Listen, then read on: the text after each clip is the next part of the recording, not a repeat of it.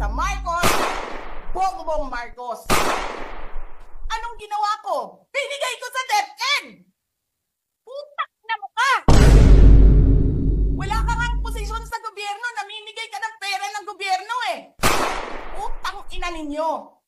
Sino ang korap? Yung mga congressman na yan na nag-hearing, anong sinasabi nila? Pagkatapos, pag na-off na ang mic, pag wala ng media, pasensya na kayo ha. Kailangan kasi namin ng pera. Mag-eleksyon na kasi. Lisa Marcos, naalala mo? Nagpadala ka sa akin ng video?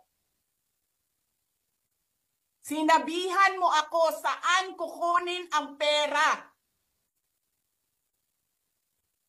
Pinakita mo ang muka ng tao doon